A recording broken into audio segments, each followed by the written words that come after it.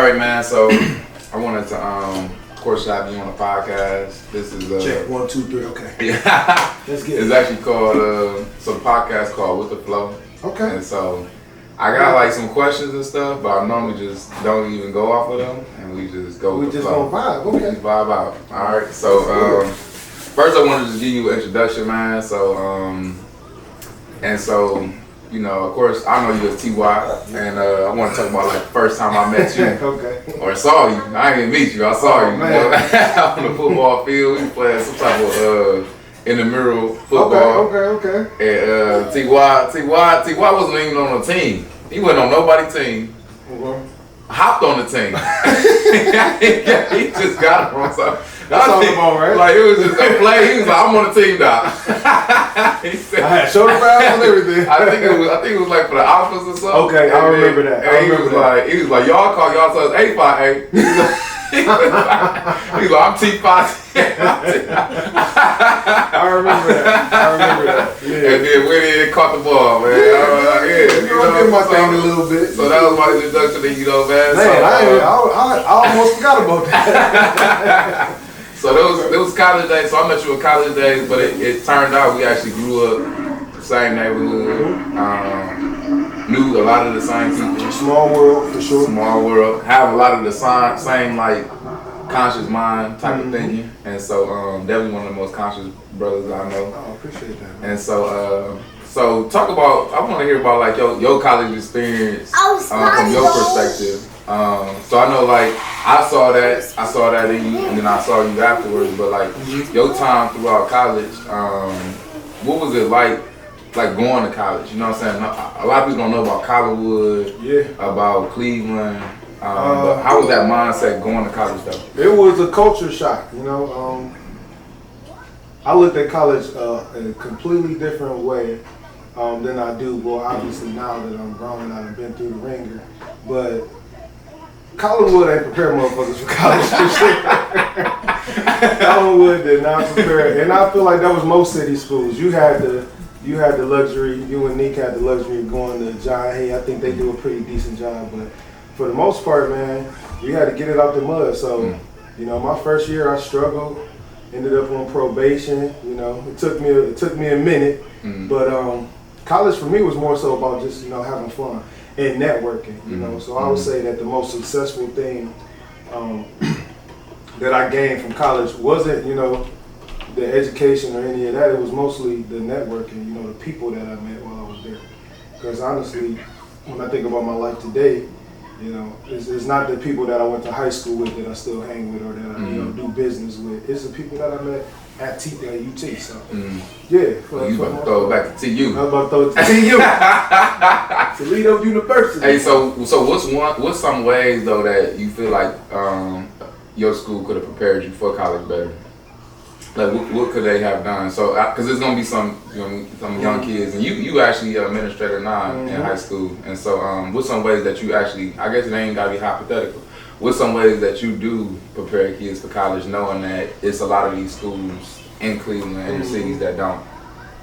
Well, for me, I'm the dean at Rose High School. One of the things that I do is try to be somebody that kids can remember after they leave school. And I feel like that's important because when I was going to college, I had teachers that I'll never forget, but I didn't feel like anybody really wrapped their arms around. So I try to be that person for my kids now because even while I was in high school, that was something that I was looking for. And I didn't have that, and I ain't gonna say that that's what led me into, because I got into some shit, but kind of like, it's almost like me growing up without a dad made me the person who I am now with my daughter, so now, because I didn't have my dad in my life, I want to go into overdrive and do all of these things for my daughter. So it's kind of the same thing with education. I had all these things that was missing, and so now I'm, compensating by, being that person that I wanted somebody to be for me. So I think I honestly don't think that it really got too much to do with the pedagogy, man. Like what you actually learn, or like how you open your book and what you read and all of that stuff. it'd be more so about relationships for me. Yeah, yeah. And I guess that's something that's been carrying me for a minute. But yeah, it's more so about relationships. So as an administrator, it's all about relationships. You know, trying to be relatable, somebody that the kids can remember once they leave. You know, leave from wherever we at. That's fact. It's like that took me back to. So I actually decided to become a teacher because of a situation that happened to me when I was in college. So I had got arrested for something really stupid. It wasn't, in my opinion, my fault. It was some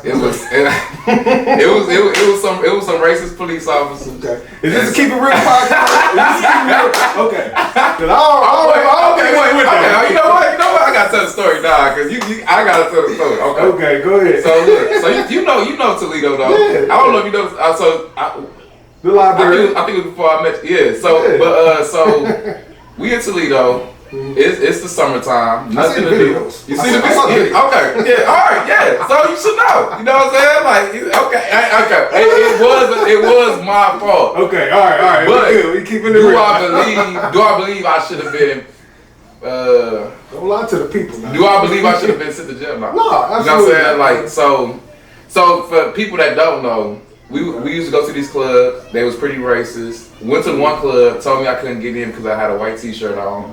I was like, okay, you know what I'm saying? Turned around, 5 white people walk up with white T-shirts on. Well, right here. Well, out of nowhere. Okay. You know what I'm saying? It was like, that was God. You know what I'm saying? That was God showed me.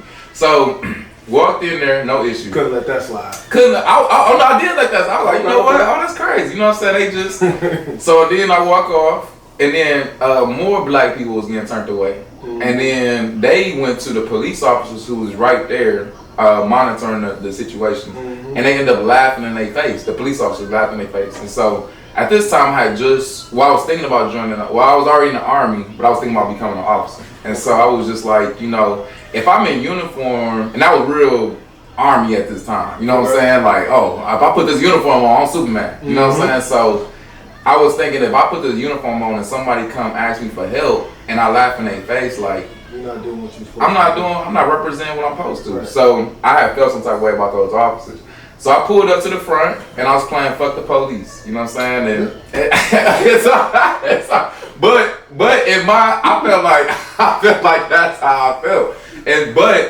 The reason why I say it wasn't my fault was because my music, even on the video, showed that my music was not louder than the music that was in the club. You know what I'm saying? And that's the point. So it's like, if my music ain't louder than their music, then how can I get a loud sound? Yeah.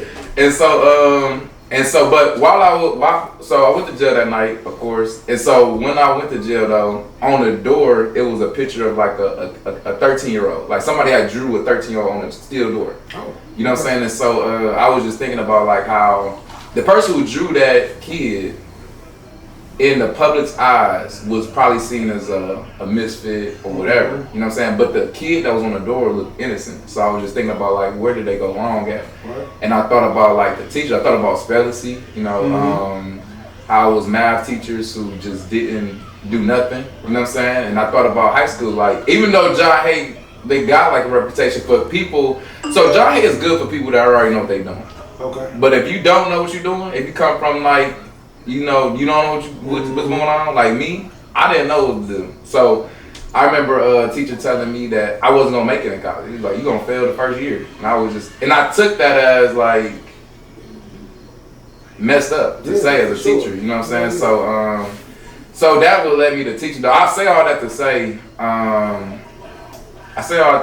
to say that first. Just thinking about like just the pedagogy that you was talking about, I completely agree. I think it's the relationships that you build, the networking, the people skills, because you actually learn from other people more than you learn from a book or something like that. So just these conversations that we having right now, I'm gonna be learning a lot, and so I can't wait to talk a little bit more. So we got into like your high school a little bit as an administrator and as a student. How much differently is those two worlds?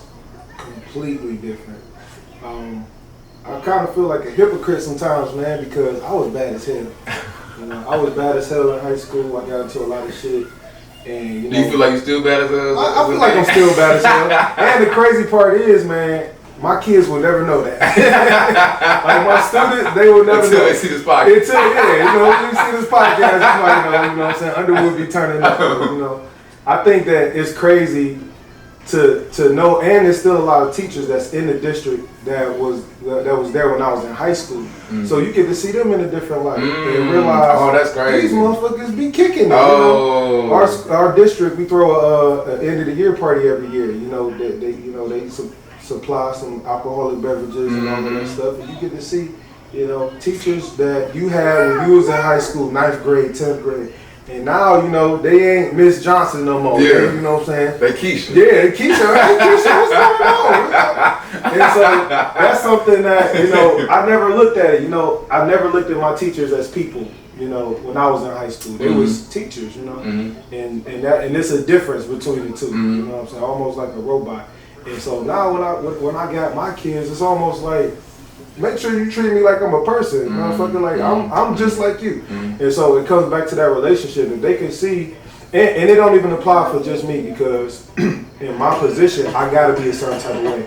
I'm not allowed to be that soft guy, that's not really in my nature anyways. I'm kind of a hard ass. And so, just having my kids understand, like, yo, like, Miss Kathy, that's a human. That's somebody's grandma. Like, think about that. Think about somebody telling your grandma to shut the fuck up. You probably punch a hole through their heart. You know what I mean? Like, so you gotta kind of think about that. Like, this woman, she's not some robot. She's somebody's grandma.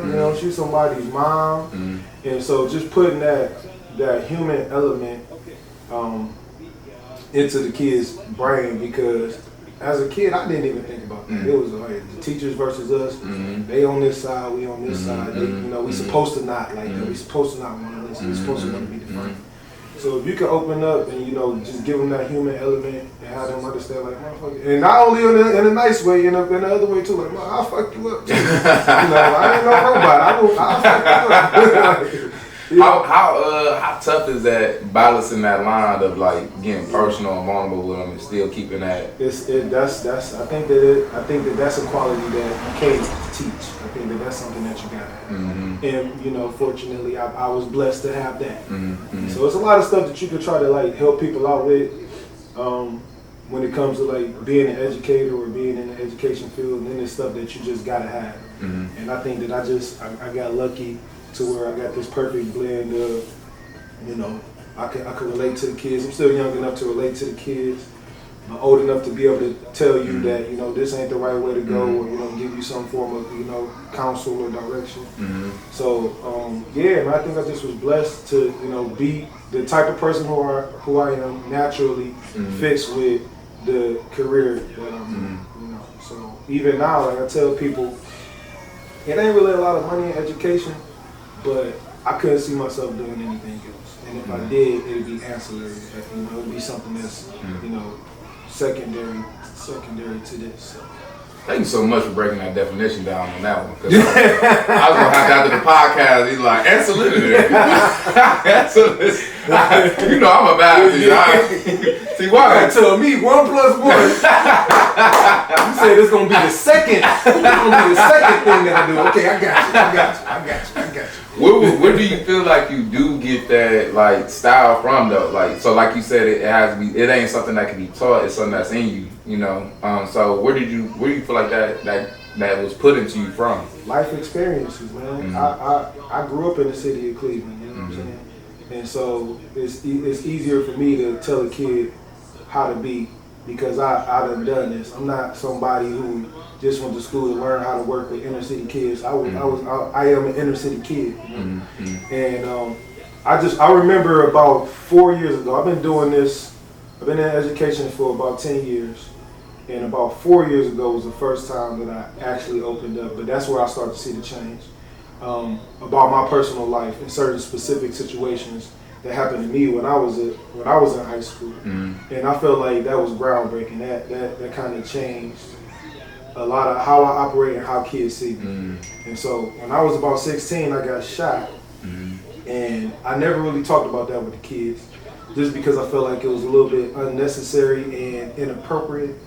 But man, when I tell you how like that joint opened up so many doors, just having that conversation with the kids, especially my boys, having them understand that Underwood, like, all right, I might want to listen to Buddy because he ain't just no cookie cutter dude, and that kind of changed a lot of stuff, and I gravitate towards my knuckleheads because I was a knucklehead, and I just feel like it kind of gives me that pass, because you're in the hood, you need that pass. In the schoolhouse, you need that pass. You need that pass. You can't just be some dude who coming in telling me. It's kind of like jail. You gotta get in there. You gotta do something. Yeah. You know what I'm saying? Like I had to do a little something.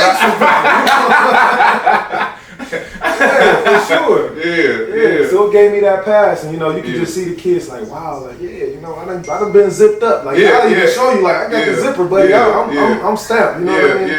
And they kind of look at it. Oh, that's raw, but. It don't. That's cool. I take that because I know what that gives me on the back. Right. You're gonna be able to understand that. Hey, I might want to listen to Buddy. Like he ain't. He probably trying to tell me the right thing. Yeah. So I just remember me. I was on the football field and it was an intense moment. And I just opened up and I said it. And I had coach speech. Yeah, I got like one of those, Denzel Washington. Hey, it was like a 360 camera just going around. Like somebody was recording me the whole time. You know what I'm saying? I had the little Denzel Washington. Could have been shot. Ain't worried about no police officer. Yeah. And so, but that's also where I kind of started to change my life at too. So it's kind of, Yeah, do you wanna get into that a little bit, or is that too? So, cause I know like, I be trying to get people to understand Cleveland, and I think that's I get frustrated sometimes, and just explaining it to people, like especially people that live in Charlotte, or especially when I was a teacher, you know what I'm saying, like just trying to relate to them, you know what I'm saying. So people always say like, well, Ron, you always talking about black stuff, or you always trying to, this your poems always be about empowerment and stuff like that, but it's like people don't really understand growing up in Cleveland. It is a war zone for real here, to the point where I do not know a friend that don't have somebody that was killed, you know what I'm saying, or a brother that was shot, or never been in a fight. You know what I'm saying? Down in Charlotte, these things are like foreign to them. You know what I'm saying? It's like, I've never been in a fight, or I've never been shot at, or seen the gun, or whatever. You know what I'm saying? And it's like, so it's like, what I feel like in America is these cities like Cleveland, or like Detroit, or like Chicago, or like Memphis, or all these places. Like we hear about it in raps and stuff, but it's like it's still so foreign to people that it's easy to go about life happy and like peaceful when you just don't even believe this thing exists. You know what I'm saying? Like it's like, oh well, I can just be out here chilling. Like it's not a whole war going on. You know what I'm saying? And so I just want to hear from your experience about being shot, about like how did that really affect you? You know what I'm saying? What did that do to you, like your mental, like, because we talk about black boys and their trauma. You know what I'm saying? So how did that affect you overall? And if you want to walk us through the situation. I was a little wild boy. I was into a whole bunch of stuff that my mom didn't know about. And I shout out to mom, birthday celebration. Happy birthday, mama. I was listening to a lot of stuff, man, and I felt like at that time it was normal. You know what I'm saying? That's what we was doing. All of my friends we was hitting cars, joyriding, stolen cars, all of that type of stuff for real. And I was wild. So, one day walking down the street with my boy, somebody that I never really rocked with too heavy, they was in front of us, and the gun went off. And I ain't really gonna get into too much of the details, but I ended up getting hit, and that was in I believe the 10th grade, and shit, I spent a couple weeks in the hospital. They had to take out a piece of my liver. I did the bag, shitting in the bag and all of that stuff. And so, that was a tough time. And I just remember coming back, and it's kind of fucked up because I kind of got some clout from that, just going back into the schoolhouse. And then it was almost kind of like a movie. My first day back at school was in the middle of an assembly, and Miss Moore, shout out to Miss Moore, I love Miss Moore. She was our principal at the time, and that was my girl. But you know, I ended up walking into the auditorium in the middle of her assembly with the whole school there, and I'm walking down. It kind of looked like that scene of a Tyler Perry movie. He was walking down the aisle of the church, and everybody turning around. Oh, that's T.Y. Oh shit, that's shit. What's going on? Hey, baby. But yeah, that's something that I'll never forget. Just that moment, getting back, you know, going back to school after that happened. It's fucked up how much. How scary was that though? Because I know some people see getting shot, and it's like a like you said, you did get like credit for it, but did you ever feel like you was gonna lose your life? You know, feeling like, because I want people to like really. Okay, so yeah, while it was happening, man, you think about all of that. You think about all the shit that you're gonna change once you recover. And God, if you could give me another chance, I promise you, I'm gonna do this and I'm gonna do that. And another thing that's gonna always stick with me is, you know, me being on the EMS cart. You know, so they carted me into the hospital. You know, I'm in the ambulance. I'm getting out. They carted me into the actual hospital. And I'm just going through it, you know. Oh shit! Oh, please don't let me die, y'all. Please, you know, crying, you know, loud as hell. You know what I'm saying? The shit feel like, you know, somebody punched you with a lava fist or some shit. You know, I got hit in the gut, and so I'm going through it, and I can't see nothing but the lights. You know, in the hospital, you know, just flashing by because, you know, they got me on the whatever it's called, is it a gurney or whatever? So you know, my head's facing the ceiling. I'm just seeing the lights, and I'm like, I'm about to go to sleep. Am I supposed to go to sleep? I'm scared, you know. And I'm like, why these motherfuckers ain't talking to me? Like, it's like, I'm about to go. Like, am I supposed to be? Is this sleep or is this something else? I don't want to take the long sleep. I'm tired though. Like, I don't want to blink. If I blink, I don't know what's gonna happen.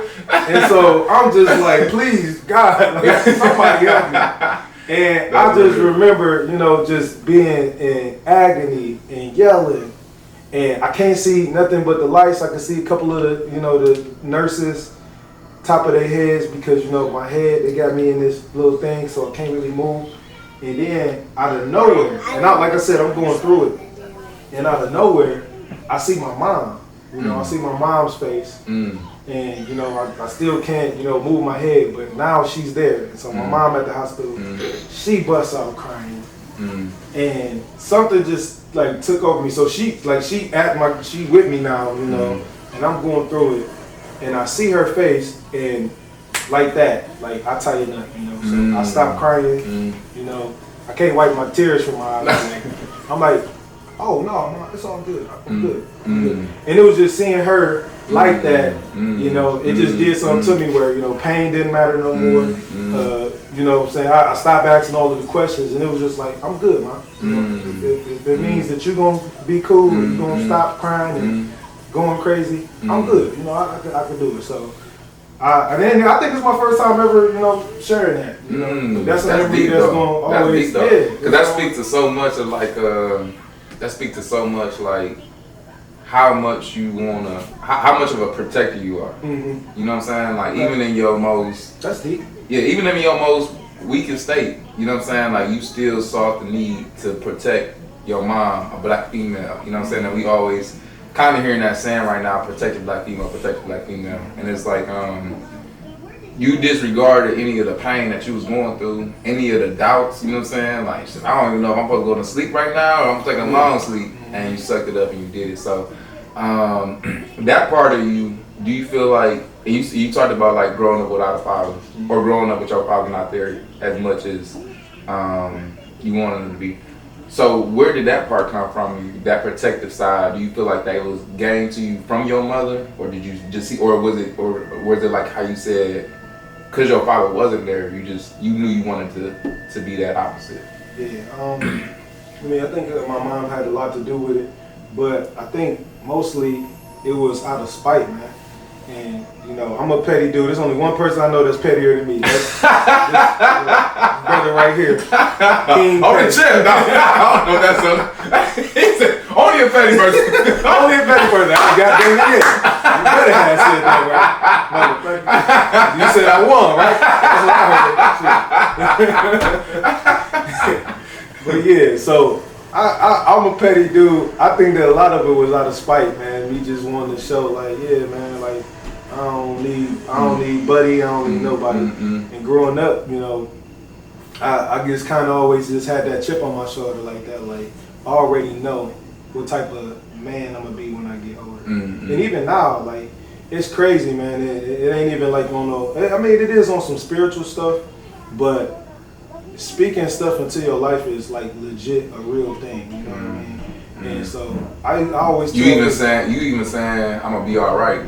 Yeah, that was powerful. You know, and I to this day, like, I tell somebody in a heartbeat, like, I don't even gotta know what I'm gonna be doing in 10 years specifically, but I know I'm gonna be that guy. You know what I mean? I know I'm gonna be solid. I know that no matter what I touch, it's gonna be straight. So it's kind of a gift and a curse, because I'm also that person who kind of like fly by the whatever that saying is, fly by the coattail. Yeah, or like, no, I'm just real carefree. Yeah. Which some people consider to be a bad quality, but I think that I carry that because I know for a fact that it really don't matter, you know, what it is. I'm gonna beat the shit out of it. Like, I'm gonna beat the shit out of any situation. I'm gonna be okay. And so that can be frustrating, especially, you know, to the people you love, the people who count on you, because, you know, people tend to want clarity. A lot of times, and I can't really give you the details, but I can tell you that by the time I finish painting this motherfucker, the picture's gonna be beautiful. Yeah. But like, to get back to, you know, your original question, yeah, I think that a lot of it was, you know, me knowing that I was going to be this type of person when I got older, without a shadow of a doubt. And most of it was because, you know, I didn't have my actual father in my life at that time. I had a stepdad, but yeah, you know, people, as boys, especially boys, you know, I just feel like ain't nothing like having your dad. Nice fact. Yeah. And it was the same way. Like, I had a stepfather, and I really feel bad because I've been meaning to reach out to him. You know what I'm saying? I haven't talked to him in 15 years. You know, and but I've been meaning to reach out to him, and I need to, for real. But it really ain't the same. Even though, like, it's sad to say, you know what I'm saying, but it's just really not the same as like your real father. You know what I'm saying? And so I think that we were talking about that yesterday in the barbershop, just about like how I'm real proud of where we are going as a people. You know what I'm saying? Like, it's so many fathers that's like fathers now. You know what I'm saying? Like, this was.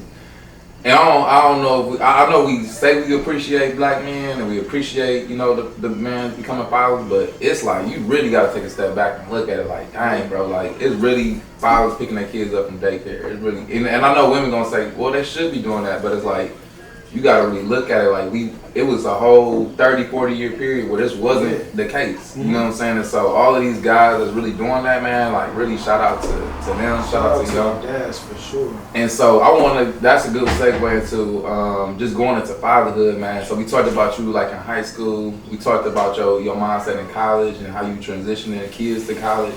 Man, how was the transition for you into fatherhood? And it's crazy because it's about to be round two. It's round two. So how was TY going from, you know, pre-parent to parent to pre-father to father?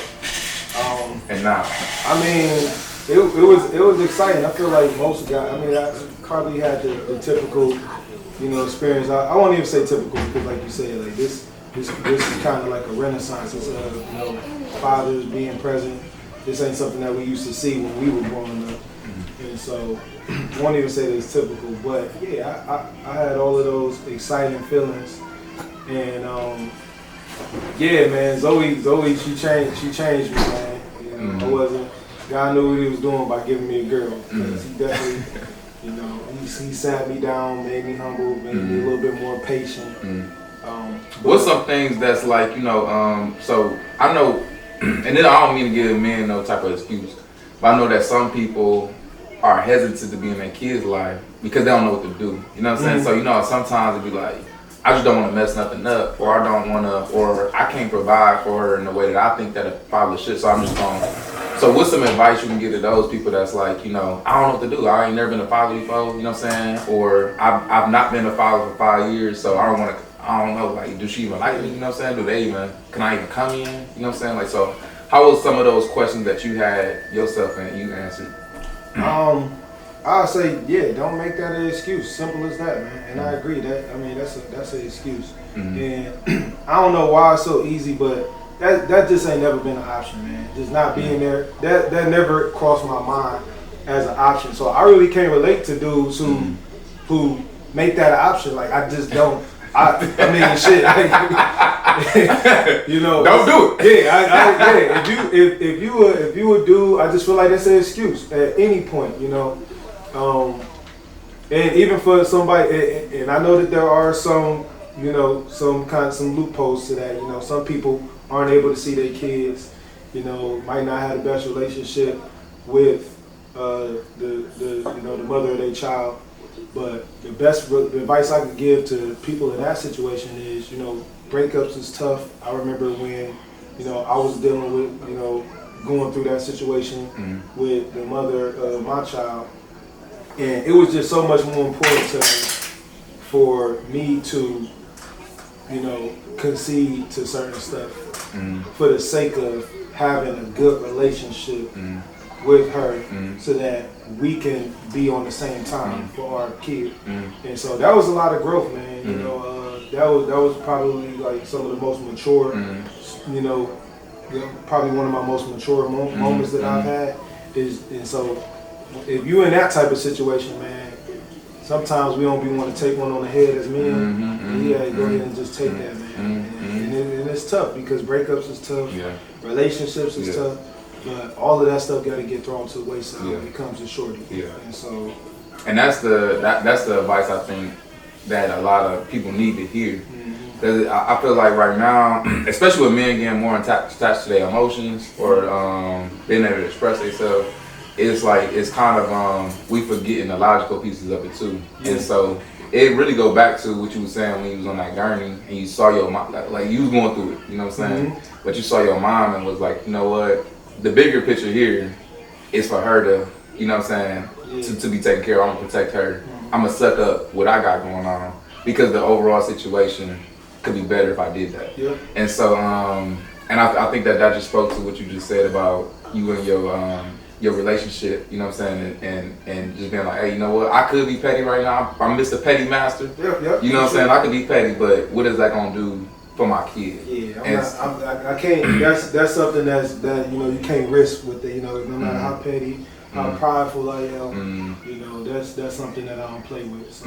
And to this day, like we have an amazing co-parenting relationship. You know, I brag on us. You know what I'm saying? Just because I done seen situations that, you know, I would say like the typical situation, you know. I don't know, I just feel like, you know, I don't know nobody who got it how we, you know, and it's a beautiful thing, you know, and I could, even when Zoe turns, you know, 18, I'm excited for her to be able to say like, she ain't never seen no trauma, at least from, you know, a family standpoint.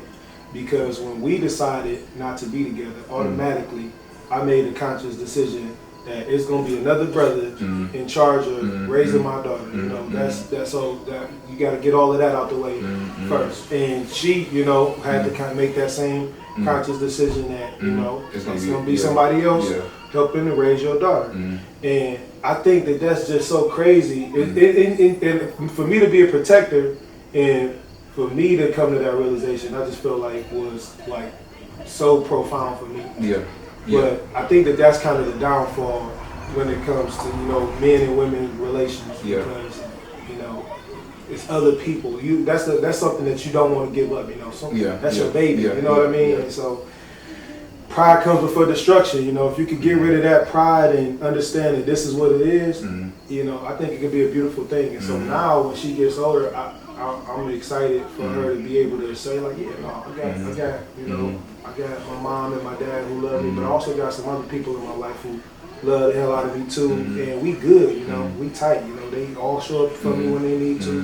They had all of my birthday parties, you know, they had my graduation, and so I that's one thing that I brag on, you know, all day long is, you know, being able to successfully co-parent. Now, we made a couple mistakes and we couldn't get some stuff right, but you know, we figured it out. Yeah. We got that part right. Yeah. So.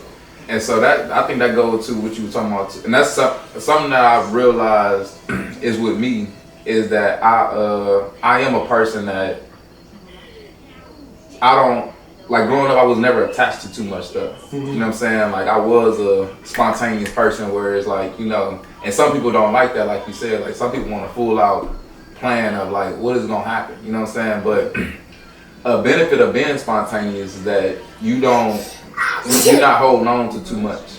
You know what I'm saying? Like you're moving along. And so like when emotions and stuff come along, you can recognize them, you can accept them, but you also know that it's gonna be another moment in the next 10 minutes. The next day is gonna create another moment. The next day is gonna create another moment. Some people get so stuck on these emotions, you know what I'm saying? Because they can't let go of it. They can't, you know what I'm saying? They can't grip terms with it.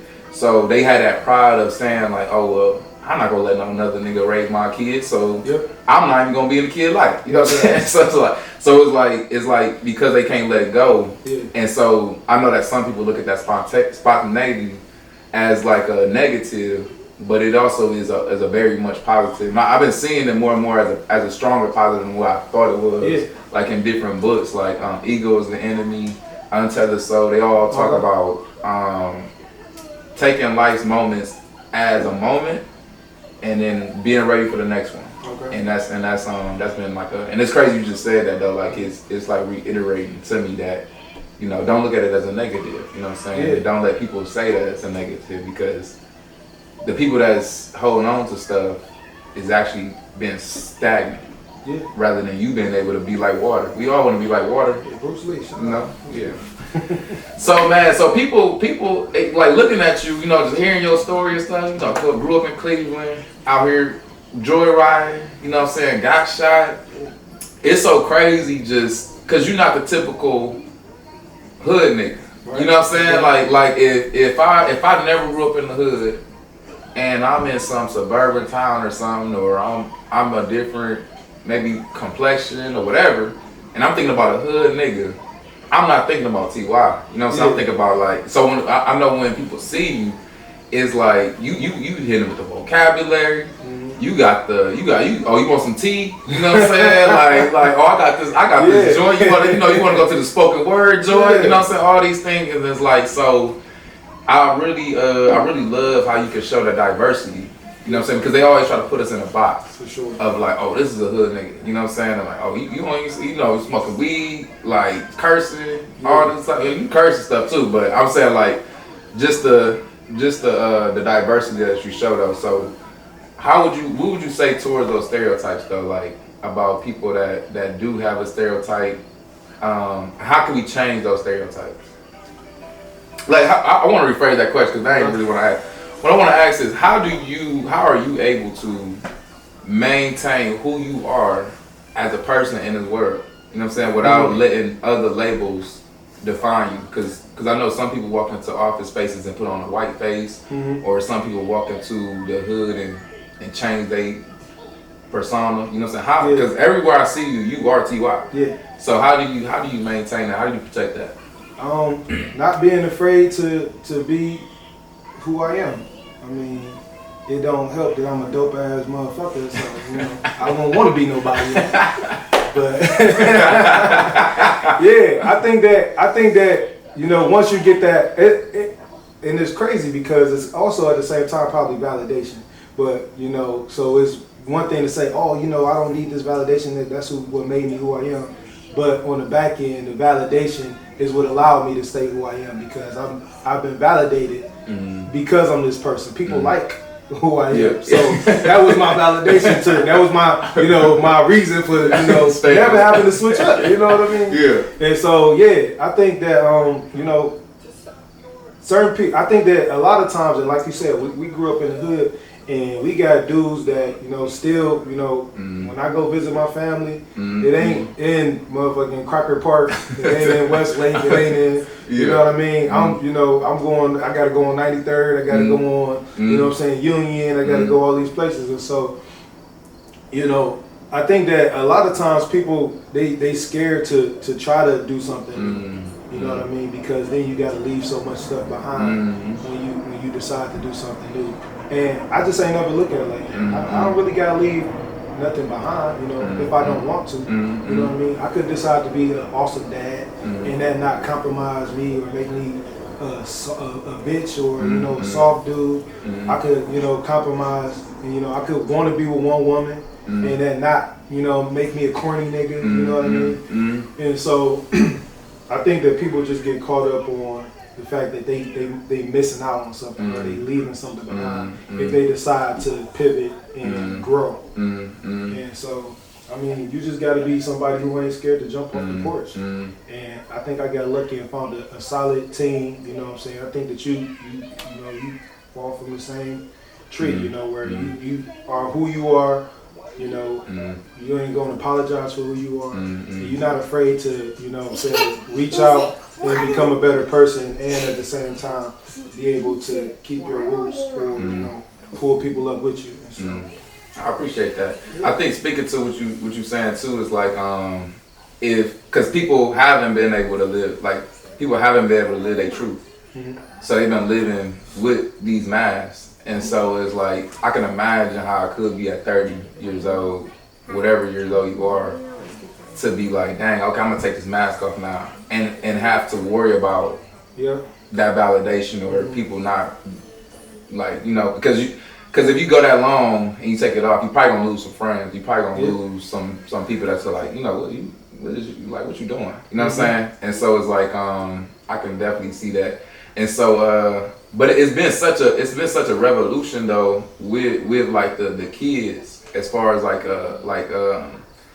like being themselves and healing and stuff like that.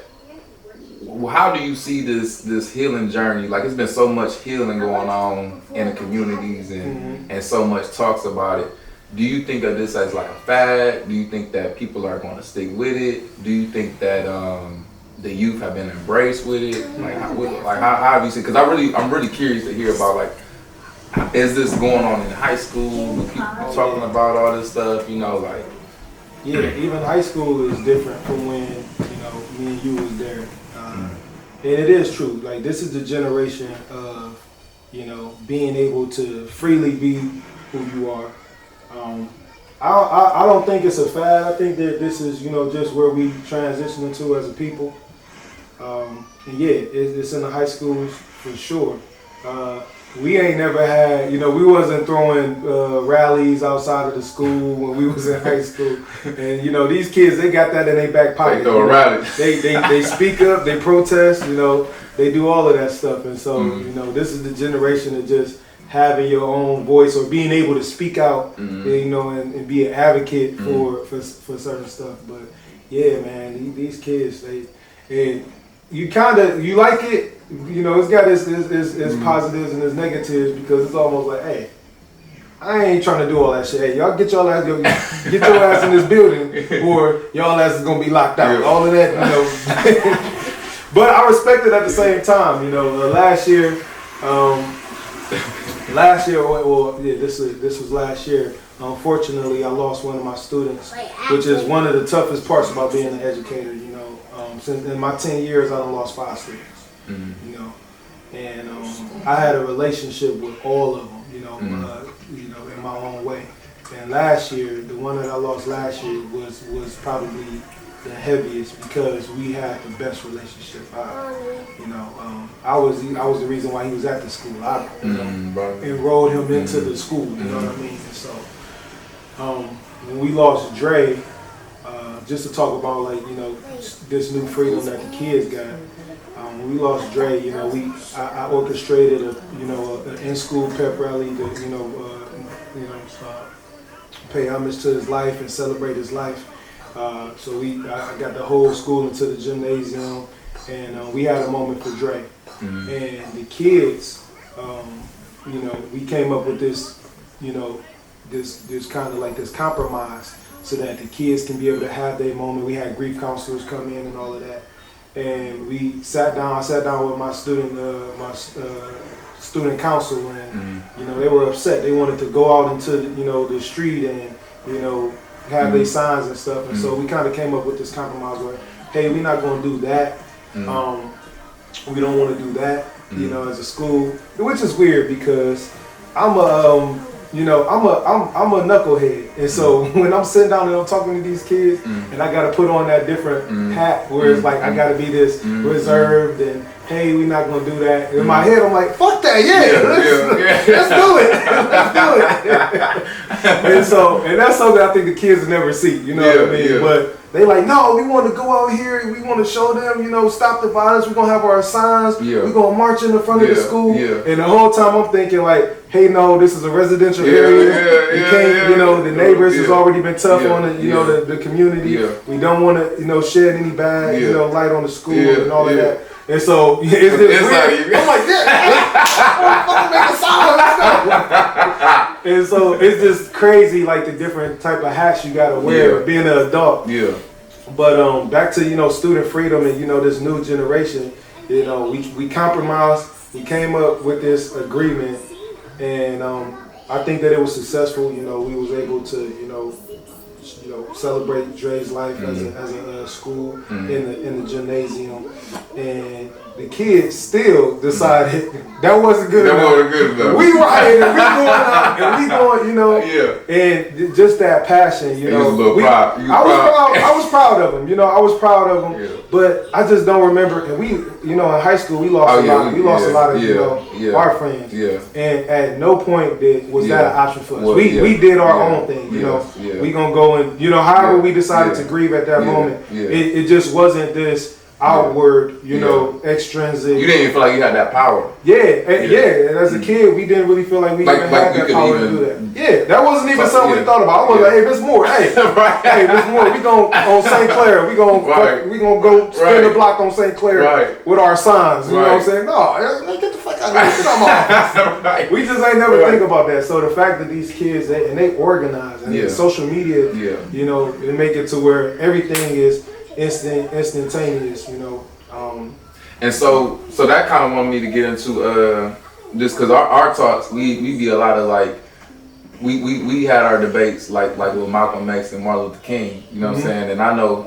you both, what I'm saying, but I'm very strong on Malcolm, you know what I'm saying, and so like but I wanted to talk about a little bit about that, but like so the kids with their rally, you know what I'm saying, like you wanted to, you like, hey, y'all shouldn't do this because of the rules and regulations say y'all shouldn't, but dang, if y'all do it, that's my pride. So it's like just thinking about like the black progress we done made since the 60s, the 50s, and all that stuff, and do you believe, looking back over these 60 years,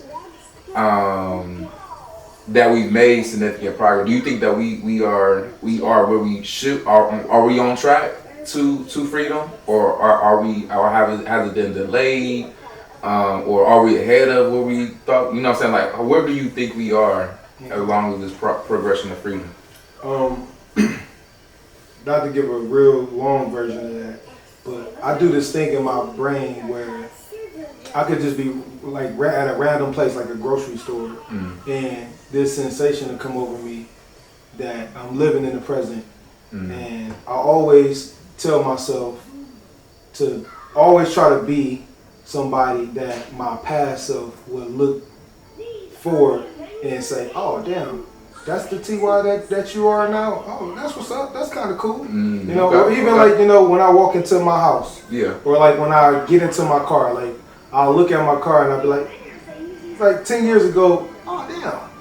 Oh, okay, TY, you got that? Okay, that's what's up, Yeah. And so I think that's like with our forefathers, like I try to, did they saying that? Yeah, like, and so I think that if Martin Luther King or Malcolm X would have seen, you know, that Alabama vote. They would have been like, damn. I like how you looked at it. That's what's up. I had a dream. And that was He fucked that nigga up. They could have never did that back at that time. Yeah, and I just wish, you know what I'm saying, and you know what I'm saying, I hope that, you know, in the spiritual realm, they just looking and they just like, damn, okay, dude, I see you, bro, you know.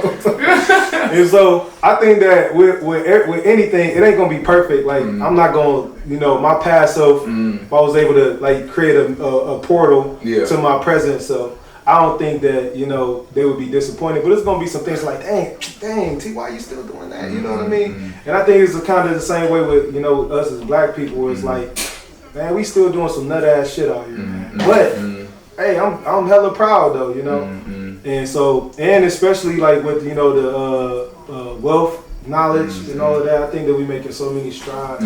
I hear, we talk about it all the time. We talk about stocks and, you know what I'm saying, all of that stuff, but that being a taboo conversation now in our communities is what's up. You know, that's something that the fact that it's even been brought up. Yeah, the fact that we talk about that casually, you know what I mean? I feel like that's a step in the right direction. Like, yeah, we still out here doing some wild shit, but I think that if our ancestors could see us now, they'd be proud, for sure. And you know what's wild is just as you was talking, like, because so I struggle with it. Because, like, so Malcolm X's main philosophy is, like, why can't we have freedom now? You know what I'm saying? Like, why do we have to wait? And so that's been my thing, too. It's like, you know, like, why, especially, like, living between Charlotte and Cleveland. Like, I come to Cleveland, it's a whole different world. I follow the Cleveland High Remembrance page, you know what I'm saying? Like, it's about 4 notifications a day on that mug, you know what I'm saying? Like, somebody got shot, these people did it. And then living in Charlotte, where it's just, and I know people in Charlotte gonna be like, we get crazy. I know it is. You got Betty's Ford. It is places like that. You know what I'm saying in Charlotte. But the majority, I'm talking when I try to explain Cleveland to people, I'm like, so whatever hood you got in your city, times 10. Just imagine the entire Cleveland. like that is the whole. This little red area. That's the whole Cleveland red. So it's like I be just looking at both of these things, and it's like, you know, okay, y'all understand we gotta make these steps, right? But it's like, dang, this city don't have none of those issues. You know what I'm saying? Like, it's like these people is able to be free now. You know what I'm saying? So like, and it's like, I think if I wasn't from Cleveland, I probably would have a way different perspective between Malcolm and Mark. You know what I'm saying? Like, okay, if I grew up in Charlotte, like, oh yeah, we making a lot of progress. You know what I'm saying? Like, it's really. But then you come back to Cleveland, it's like my niece, you know what I'm saying? It was like she was in a group fight, and they was talking about a fight yesterday in the barbershop where it was like 50 teams met up, and the girl got her face slashed, you know what I'm saying? And it's just like, you know, all the progress and stuff we be making, and it'd be like these situations. And I know some people gon' you know, it's easy to blame the people that's. Of course, you should blame yourself. Accountability, you know what I'm saying? The girl who slashed the other girl's face or whatever. Everybody in that situation blame themselves too. But also look at the system. You know what I'm saying? Like the schools that they put in. Everybody ain't got a TY at their school. You know what I'm saying? Everybody ain't got. And it's like, we know these things. We know that these school systems is jacked up. You know what I'm saying? Like, they underrepresented. You know what I'm saying? I remember going to school and it's substitutes. I remember 1 year in Cleveland, it was substitutes the whole year. You know what I'm saying? Like, you had substitutes where we walking around, we running around with a staple gun, shooting each other, you know what I'm saying? Like, it's like all types of, you know, and you thinking as a kid, like, oh yeah, this lit, you know what I'm saying? But not realizing that I'm not progressing, you know what I'm saying? And so, it's like, I be thinking about that, and I be like, you know, yeah, I want to just continue to walk towards this freedom, but it's like, dang, every day that I be not free, it's another person dying. It's another kid being traumatized. It's another, like, every time I'm in Cleveland, I hear some gunshots. You know what I'm saying? We be on 93rd. At 3 in the morning, you gonna hear some gunshots. You know what I'm saying? And it's like, people should not have, you don't have to grow up in this. You know what I'm saying? You don't have to be in this environment. So that'd be the stressful part on me. But what I'm seeing too is that, just off of what you were just saying about like how, if TY was to get a mansion today, You know what I'm saying? Or if T.Y. was to get, if I was to get a matchup today, if I was to get $1 million today, if I was to get whatever, you know what I'm saying? It's like I'm realizing the more and more I move towards my success, I don't even want the success that I will get in 10 years right now. Cause I'm gonna blow it. Yeah. You know what I'm saying? I don't even got the right mindset to have that success. You know what I'm saying? And it's like, I'm realizing that because I'm doing the lock journey. You know what I'm saying? I'm like, why I ain't got locks right now? You know what I'm saying? Like, why don't I have? I'm trying to twist. Why don't God want me? I be twisting every day. Every day I'm twisting my hair. Every day I'm twisting. I thought you was on the Bud Crawford journey. but I'm just seeing though, like I'm seeing the importance, and it go back to the importance of the journey. Mm-hmm. And so it's like, but it still made me sad though to know that somebody in Cleveland probably gonna die today. You know what I'm saying? Or somebody gonna die tomorrow, and it's like it's all based off of lack of proper schools, lack of proper counseling. We all walking around here traumatized. You know what I'm saying? Like, I never smiled so much when I moved out. I moved out in Charlotte, people saying hello, you know what I'm saying? And that's what I'm trying to get people to understand, a different mindset. So it's like, yeah, you could say Charlotte got these neighborhoods, but people still say hello to you. You know what I'm saying? They still say what's up, or they still look out.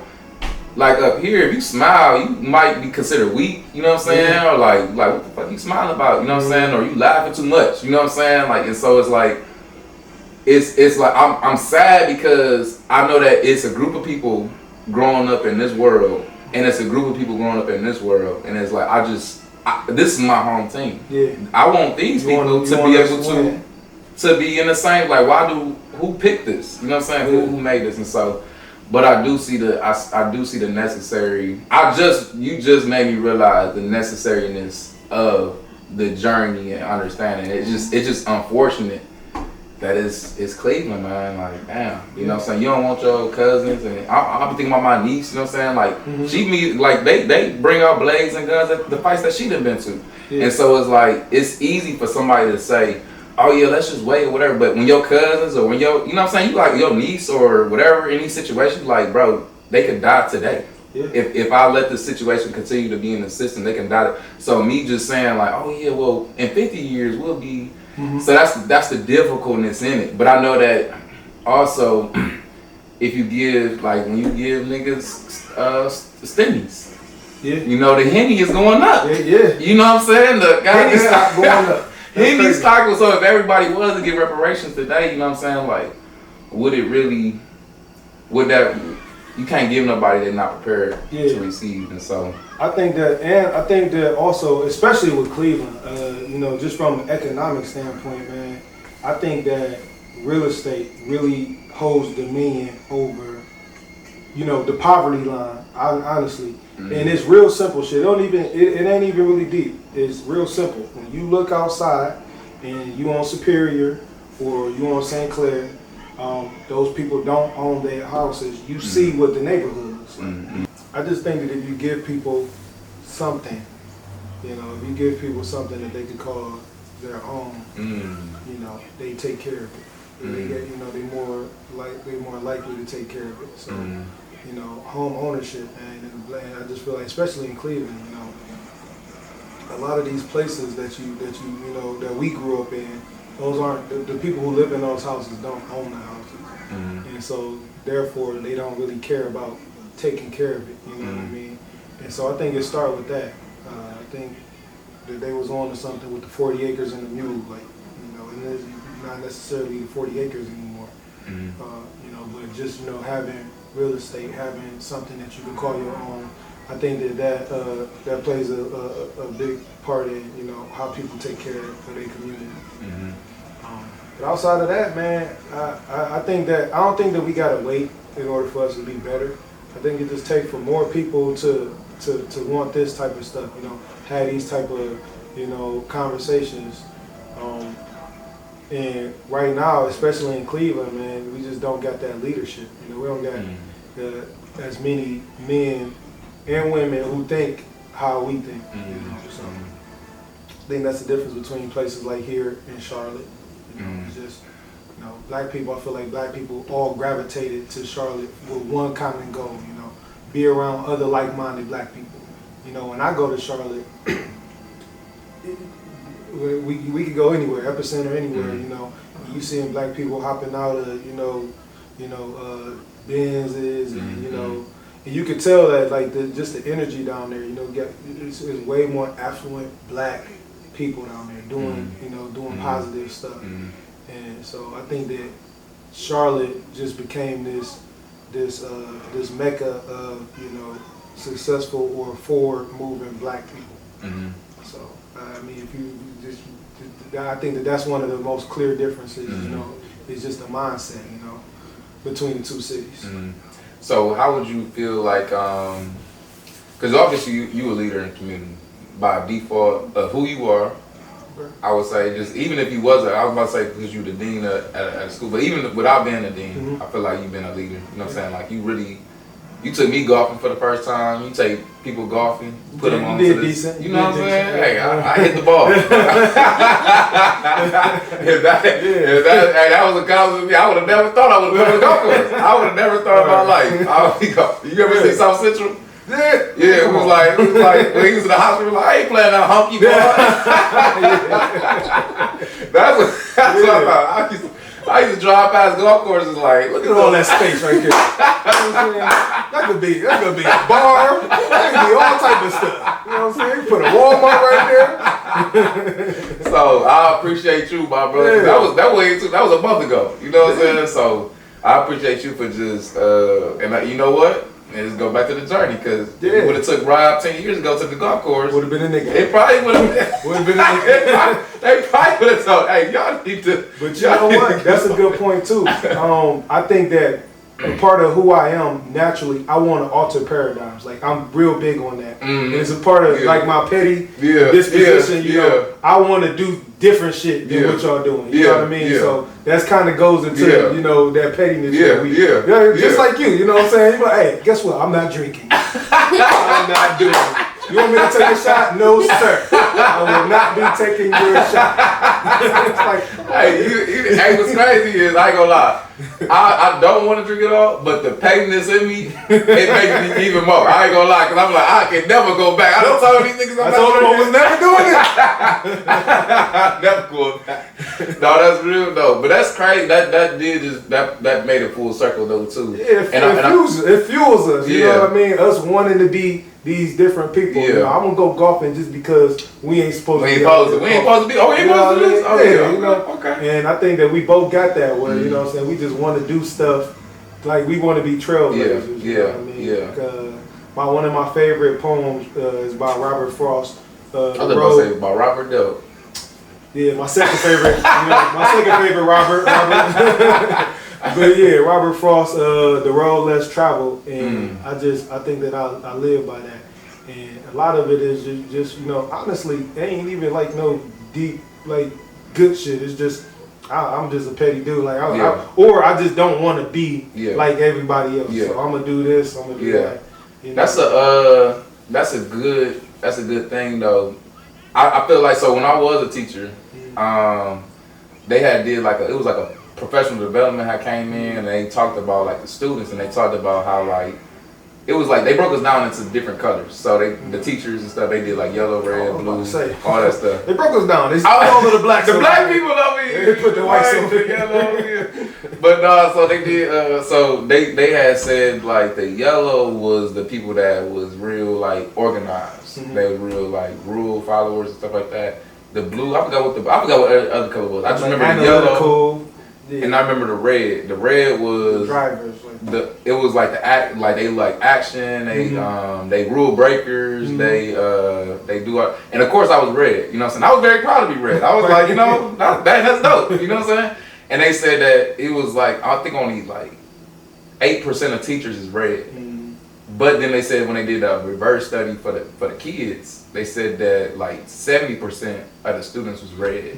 And so it's like, it's kind of speaking to why you are so validated, you know what I'm saying, to where, because most of our students, most people I feel like growing up, especially in they like mindsets of identifying with self, is realizing that all of this stuff, like I never liked rules. because I always felt like somebody made this rule up. Yeah.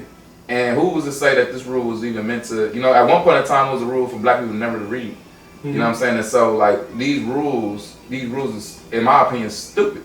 Mm-hmm. And it's like, I always try to do off some pettiness because you say I can't do this. Well, let me show you that I can do this, and it's actually beneficial. Yeah. And so I feel like speaking to your students, like rebelliousness against the system kind of can speak to those 70% of red students. Mm-hmm. And so how do you feel like you're going against, do you feel like do you go against the system? Yeah, for sure. Not 100%. I feel like even but before you answer my part, this is what I really wanted to ask you. So, do you feel like you're going against the system? And if so, I want to relate this to like that Kendrick Lamar skit where he was like, by the time you turn 30, you lose all of your rebelliousness. Mm-hmm. You know what I'm saying? You start to just conform. And so, how do you feel about that statement? Do you feel like you go against the system? And that's some deep shit, and I do. I feel like you do.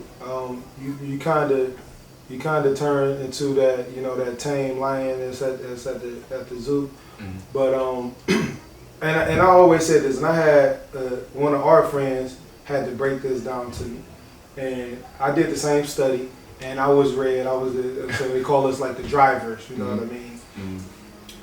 And most of our students are red. But at some point, something happens where they all blend into other colors as they get older. So all of these red students, which I feel like red is probably the most natural, state. That's you at your most natural state. And as you get older, you got to get a job, you got to go to school, you got to do all of these things that make you more analytical and more amiable and more, responsible. All of these things, and so all of these red students, all these students who are rebellious or who action oriented, start to conform to all of these other pockets. And I had one of our good friends tell me, we was having a conversation, and he was telling me how he don't really believe in religion, or he don't really believe in celebrating holidays or any of that, but he makes his kids, he still celebrates Christmas and stuff, and I'm like, that doesn't make any sense, like that's dumb. Just tell you. And so what he told me was some of the deepest shit, like to me, but he said what it does is it allows for my kid to practice believing in something. You know what I mean? So even if not even for the traditions or any of that, it allows for my kid to give them practice and always believing in something, so that by the time they're adults, they don't have this lack of faith that I got, and this is coming from him, and I remember, and the crazy part is, I remember some of the most random, important shit, profound shit in my life. I remember the exact moment I lost my faith. I remember exactly where I was at, what I was doing. I was watching Real World. There was a dude named Tyrone on there, or Ty. I think his name was Ty. Yeah. And was he the one? The cocky black dude. Yeah. Everybody was scared of him. I like that. And I was in college. And I had a girlfriend at the time. I was laying in her bed, and the show was on. And he said, he hit his head on the wall, and they was like, "Hey, Ty, calm down." And I'm in the bed, "Hey, don't tell him to calm down, he's mad at me." And then Ty was like, "Man, fuck that, I don't care, like, I don't believe in nothing, I don't believe in God." And I was just like, "Oh shit, Ty, damn, Ty." And so I was like, I'm sitting in the bed, I'm like, "Wait, hold on. Why the fuck don't he, like, why don't he believe?" I'm like, "Damn, hold on." Yeah, that was even a thought that it's. And then I'm like, well, hold on now. Like, I'm a Christian, like, damn. And so, like, I sat there, I don't even know where the hell she was at, but I was at my girlfriend house, and I sat there for like 2 hours just with myself, just thinking, like, damn, hold on.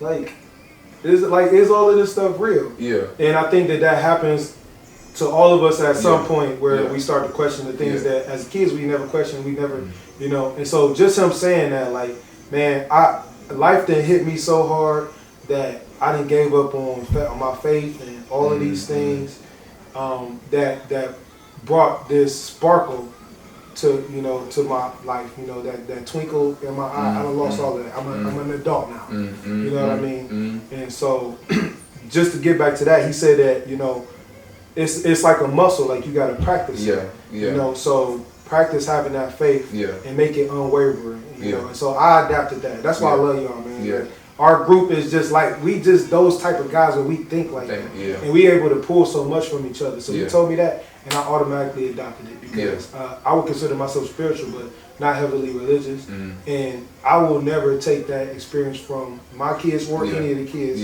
that I have, because that's a muscle that needs to be grown so that as we become adults, we stay red. We don't start conforming to all of these other pockets that take that spark from our existence. And so that I just felt like that was crazy dope. And like to get back to the original question, I think that we need our red people to teach other people how to stay red. And by red, just for context, those are the people who action oriented, look at stuff, from a more fluid lens, like life isn't just black and white. I'm a trailblazer. I want to do this. I want to do that.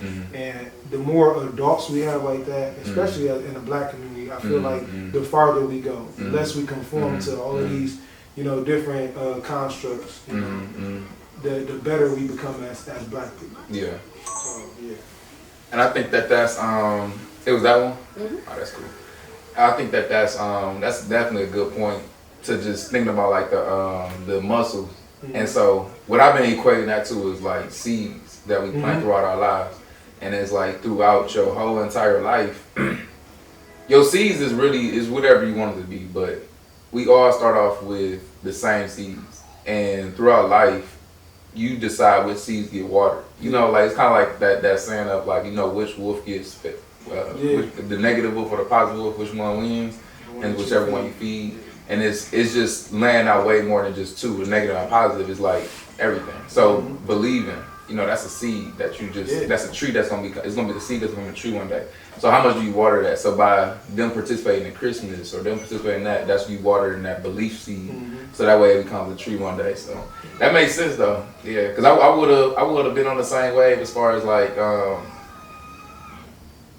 not letting my kids celebrate it, but now I see the fun in it too. You know what I'm saying? Because we all end up making our own decisions as we get older. It's just whether or not you strip that spark from me to allow me to be able to bounce back when I have a bad time. You know what I mean? Or now I don't have the faith that I need in order to get me through this obstacle because I never developed that muscle. You know what I mean? So as an adult, you decide, hey, Christmas ain't for me. I want to be a part of the fruit. I want to be part of the nation. At least now you have that belief system. Your belief system is strong enough to where you're able to navigate these different obstacles. Because you could just shift it. So it's like, and that's a beautiful, and that's crazy. Now, when you just even put it like that, I got a further understanding of it. You know what I'm saying? So it's as simple as, so when people, when they try to become entrepreneurs, and they always come like, well, I don't know what to do, what I'm saying, what should I do, whatever, entrepreneur. But it's like, you already have all this experience in something. You don't gotta go out here and just try something completely new. You know what I'm saying? If you was a store manager at this restaurant or whatever, or you was serving as a restaurant for 10 years, you got a lot of experience in food. You got a lot of experience in logistics, hospitality, customer service. So try to find something that's equivalent to that. And so just thinking about the belief system, even if they one day when they become an adult don't believe in Christmas no more. Well, you got 15 years, 20 years of believing of how to celebrate a holiday or how to believe into this. You know what I'm saying? So you can just shift that whatever you want to. And that's the beauty and spontaneity. You know what I'm saying? Like, because you're not wasting experience. You know what I'm saying? Like when you move from this spot to this spot, to take whatever you learn with you. A lot of people they don't know how to take that with them because they want to hold. Okay, I got 15 years of experience in Christmas. I can't go celebrate Kwanzaa, or I can't, Santa Claus, my nigga. I can't let them go. You know what I'm saying? This is all I know. But a person that's red could be like, okay, I got 15 years celebrating this, but okay, boom, this how I just keep going. And so I like that though. I never would have thought about it that way if you didn't break it down like that. Yeah, you know, that's what we here for, you know, as a friend group. I want to say too, man, that you was one of the.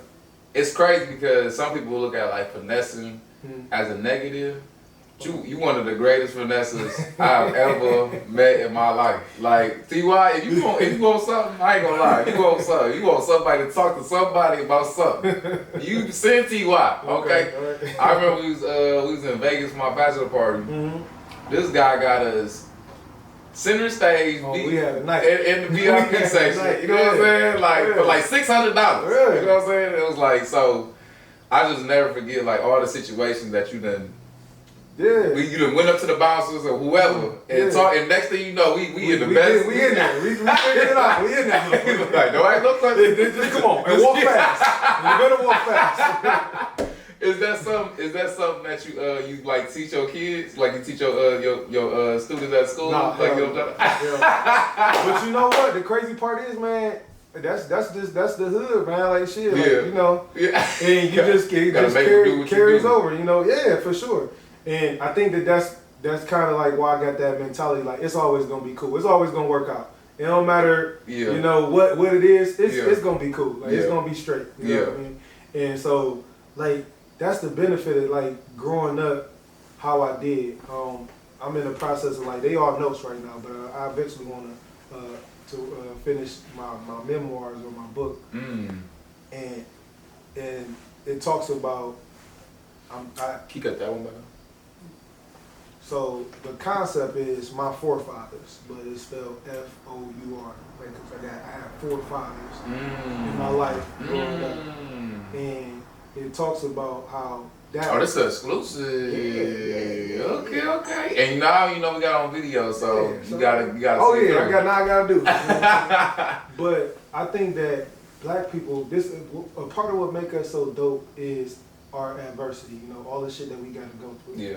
You know what I mean? If you put two people in a room, one of them black, one of them white, they say you're gonna hire the black person, not because of affirmative action, but if y'all got the same exact credentials, just fundamentally, this brother had to do so much more things to get to that place than his white it's like running with ankle weights. Exactly. And so it's that kind of situation where all of this adversity has turned me into the type of person that I am now, to where even in my professional career, I'm that same guy. Like they put me in the room, like you go over there, talk to you know what I mean. So it's always been that where I had to grow. I grew up having to try to figure it out and finesse the situation. And so now professionally, it's the same situation where I got to finesse. I do most of the marketing for the school, so I'm going to other schools and convincing them that we got the best program, which for the most part I feel like we do. Yeah. But that didn't come from college. That didn't come from any type of education. That came from hood one-on-one. You know what I mean? Yeah. Being able to, you gotta know what somebody wants and being able to appeal to what they want, and then be able to convince and persuade and do all of those. So that's crazy, because now that got me thinking about like, so we were just talking about, and it is a crazy paradigm, but we're talking about like Cleveland, freedom now. You know what I'm saying, and how Charlotte is not. And I just thought about when I first started my photography business in Charlotte, I was like, this shit's so easy, because the people down here, I'm not gonna say they don't suck, but they work. It's like they not able to maneuver the same way I was able to. You know what I'm saying? Like you had that Cleveland. Because you know what I'm saying? It kind of speaks to like, if you make it in New York, you can make it anywhere. Yeah. And now I kind of see that like because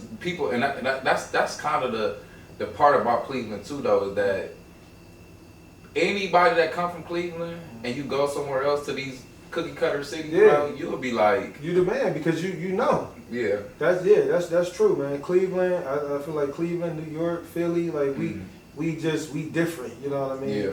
And a lot of people shit on Cleveland, man. I love Cleveland to death. We got our bad shits, but everywhere we go on the map, you know what I'm saying? We out there hustling. Yeah. We natural hustlers, I feel like. And that's why I try to tell people now, because coming back from Charlotte, like, The only negative I would say about Cleveland is the violence. You know what I'm saying? Other than that, I love Cleveland, honestly. Not even because it's my hometown, but because of the artistics that's here. You know what I'm saying? Like, we got one of the best skylines in my opinion. You know what I'm saying? Like, even in Charlotte, they got a dope skyline, but it's so many buildings in between the skyline. We lucky enough to have a lake, to where it's separation, to where you can really appreciate the skyline. Building. And but one thing I appreciate about that is that so somebody else can come into Charlotte and take it over Charlotte. You know what I'm saying? Like, somebody else could come into Charlotte and be like, all right, well, I'm throwing the houses here, apartments here, there. Man, they try to do the same stuff in Cleveland. It just never works. You know what I'm saying? It's like, I've seen investors, I follow investors from like Philly and all these different places that be like, oh yeah, Cleveland, man, they still got houses for like $10,000, $12,000. Let's go in there. They try to do it. It don't work. Because it really will take somebody. That's what I love about it, because it's going to take somebody from Cleveland to do this. So what I love about that is that this is a city sitting on gold, and ain't nobody else going to come and take that. I'll be happy when it's thriving, because I know that person it's going to be Cleveland money. It ain't nobody else that's coming to steal. It's not like a resource that somebody else is going to be able to come and take away. It's going to be given to the people. And so that's like giving me hope though, just now, just like thinking about that, like, dang, when it do, because it is changing, but when it do fully change, like, at least it's going to be in the hands of somebody from Cleveland, I think. Yeah, for sure. What's some of the changes you've been seeing recently though, man? Like, I seen people on Kinsman yesterday. It was like, why you go on Kinsman? I was just thinking, like, that's wild. And you know what? And it's crazy. I get excited for the gentrification sometimes. I do. And it's only because these areas that I grew up in, like, for example, I used to live in the Yellows, which is a Wade Park, right down the street from 93rd Hood. And none of that is there anymore. And that's fucked up. And I'm sad about that. But you know what? they got a juicery on Humphrey, you know what I mean? And I go there quite often, you know what I mean? And so it's kind of messed up. And it brings us back to giving us something that we can own, because for me to even say that, a certain person hear that and it's like, oh, T.Y. on some old sucker shit, or he's selling out, or he on, and no, it's more so about understanding that doesn't help the black community for us to have underdeveloped housing units or projects, that we claim without owning the deeds, without having any say-so over, anything that has to do with that property. And we take pride in saying that this is ours when it really isn't, And so when it comes to like Cleveland Clinic, which is one of the biggest companies in Midwest, you know what I mean? Even in the world. Well, yeah, in the world, yeah. One of the best hospitals in the world. Well, yeah, neuro hospital in the world. But when it comes to like stuff like that, where that project no longer exists, where I grew up at, where I was born at, no longer exists. But if we as black people can get our hands on some of this stuff, we can buy some property in those neighborhoods. 10, 15 years from now, how much is that property going to be worth? You know what I mean? And so just that mindset, just getting out of that black, I was about to say black, that nigga mindset where, like, this is a bad thing. It don't have to be if you could capitalize on it. And I understand that anything that they building ain't for us. But, you know what I'm saying, at some point we got to start kicking down some of these doors and forcing our way in. And so some of the things that I've been noticing in Cleveland, I'm a big coffee dude, you know what I mean? So I'm up at 7 o'clock in the morning and I'm finding, my local coffee shop, and I go and I try to hit a different one every time, to the point where now I could tell you, like, I got a scene, like I know where I want to go and I could hit other people on, you know what I mean? And so you get a fast track on how stuff is moving. And there's this saying that say, follow the Starbucks. You know what I mean? So if you see a Starbucks, you might want to try to grab some properties over there.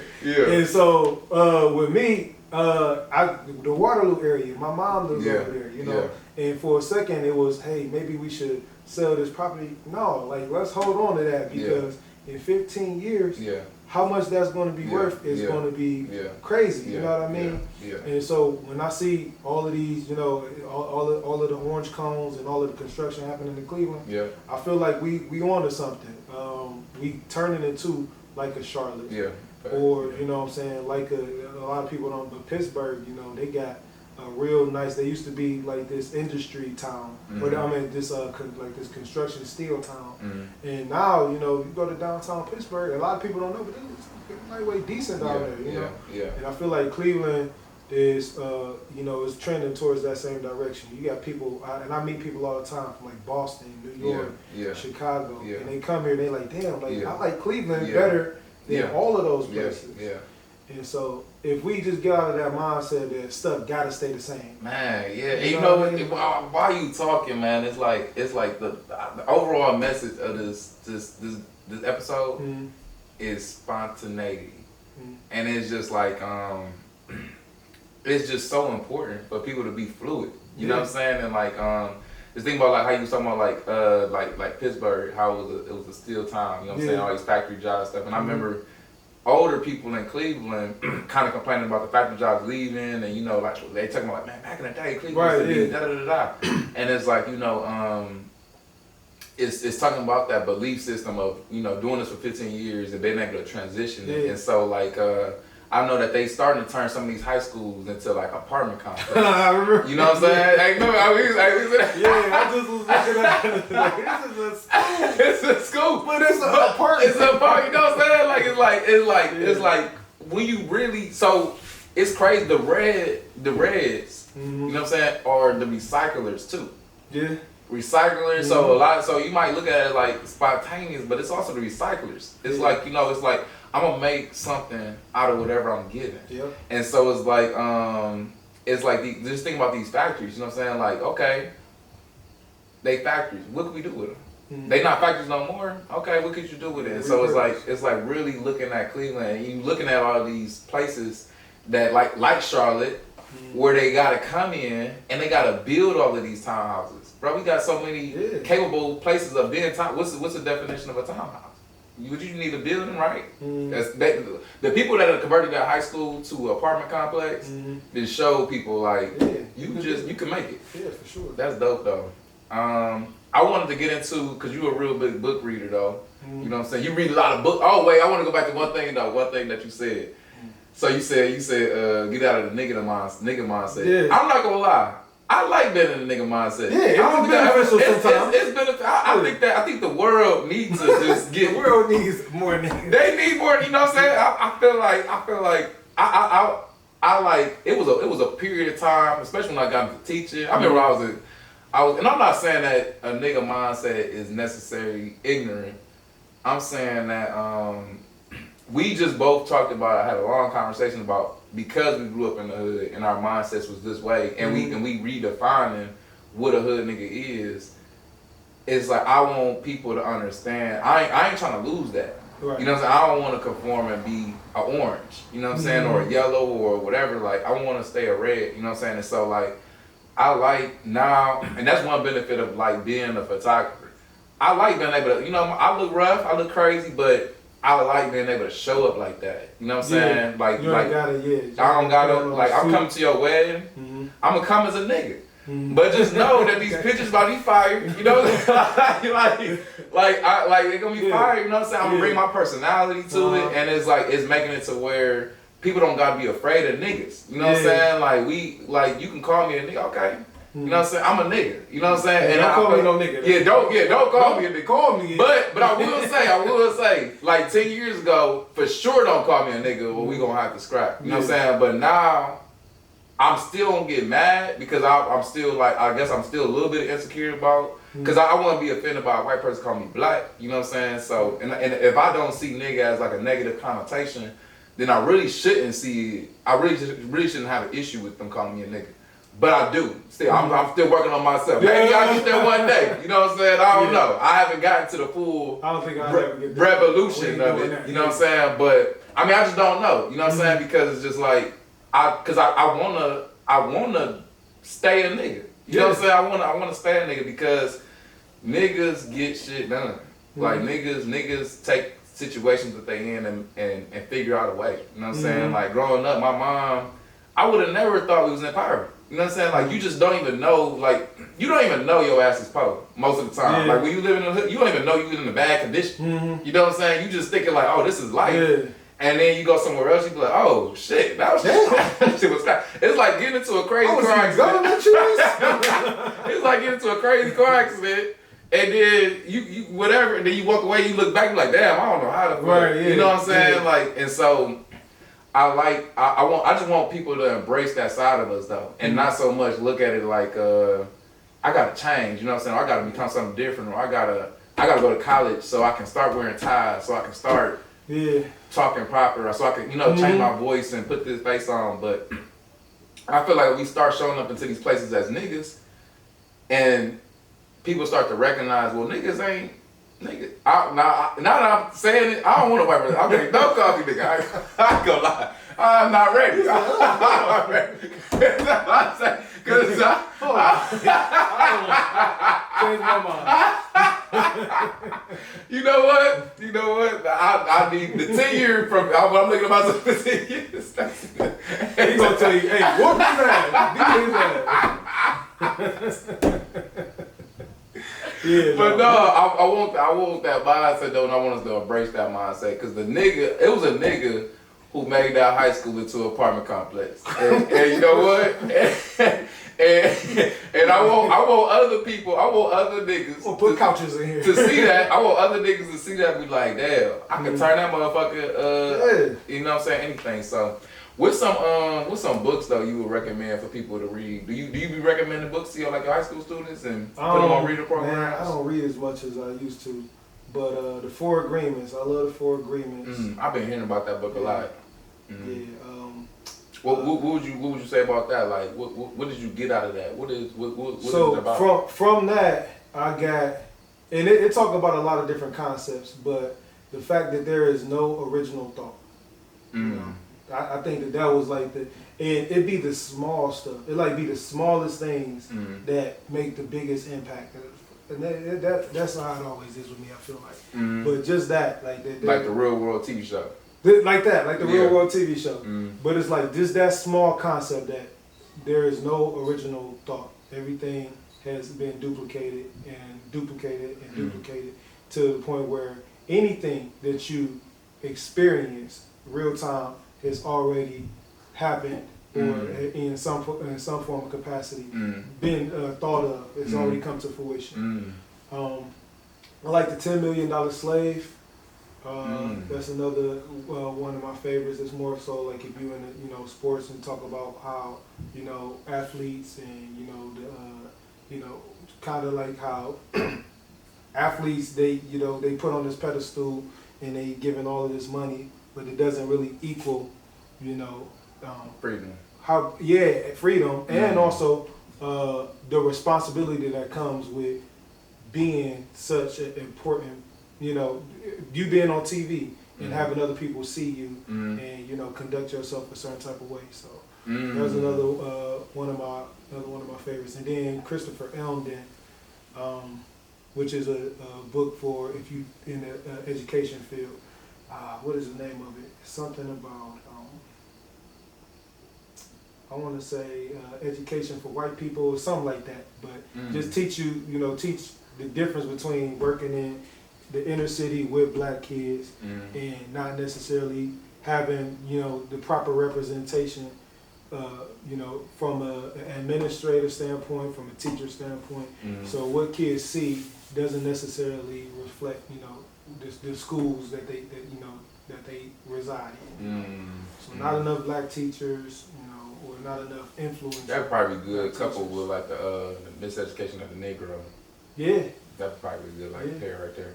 I wanted to kind of go back to what you were saying about like it's no original thoughts. And it's funny that I'm talking to Tyrone right now.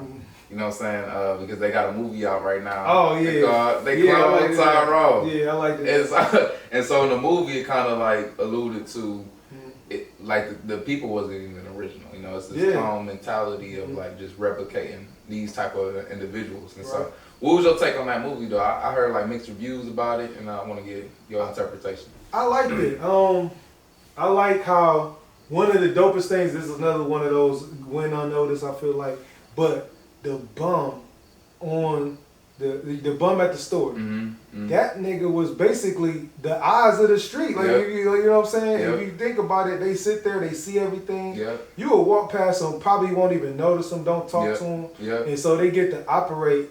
And I feel like the director, he did a good job at showing that without making it too obvious of what was happening. Is that honestly, man, this person that you pass every day probably be the most knowledgeable person that you ever see. And then that's not the only movie that happened in. There's a lot of movies where they make these homeless people or these bums like the oracle. Like they no, you sit down and you just Indian style across from one of them. You mess around and tap into a whole other dimension because they see so much and they so unseen at the same time.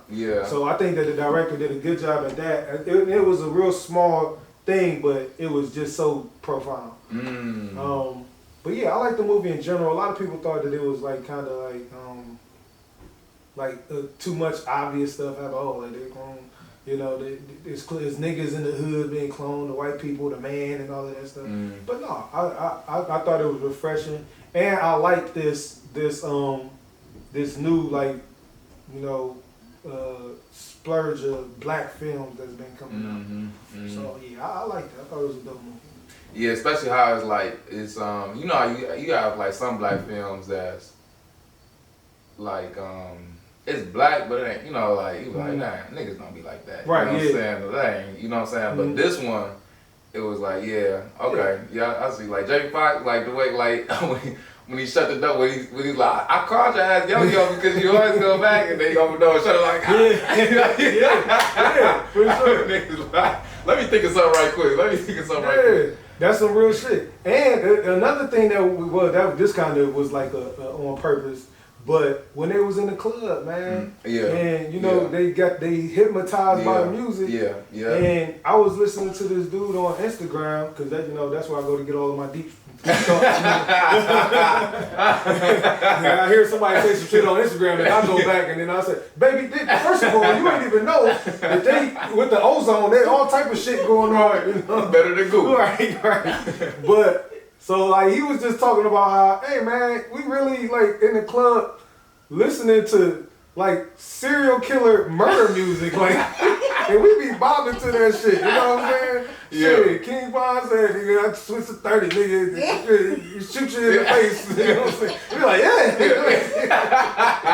and he said like, we really listening to like mass shootings. Like mass shootings. Imagine Michael Myers making a big stage, right? Being that bitch like stab the nigga, cut him twice. But yeah, so like we be hypnotized by the shit, and we hear it so much that it's like, and my all-time favorite rap group is Dipset, and so I just be thinking about the difference in back then versus 2023, shit that you can't even say no more.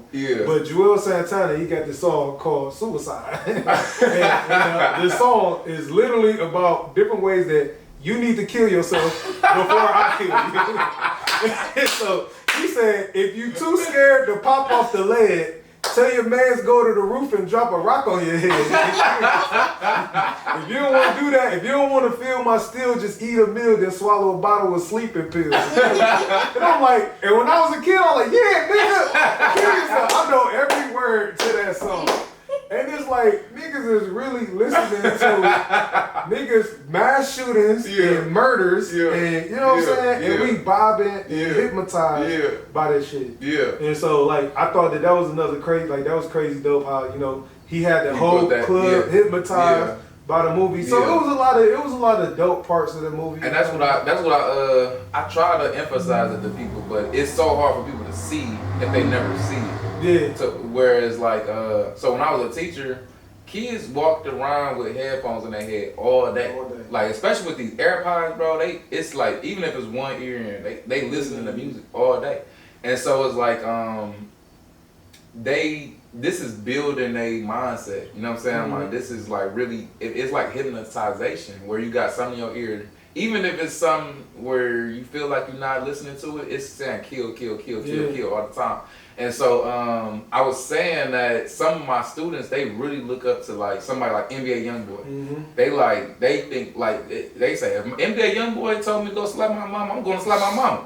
You know what I'm saying? And it's like, damn, you know what I'm saying? So some of the adults and stuff who say like, oh, you know, it's just music. Well, we have more of an adult mindset, some of us, you know what I'm saying? And we read books, we've been out here in the world, and we kind of like, you know, are able to filter stuff. Even though I feel like it still plays a part in us, but we better able to filter than the kids.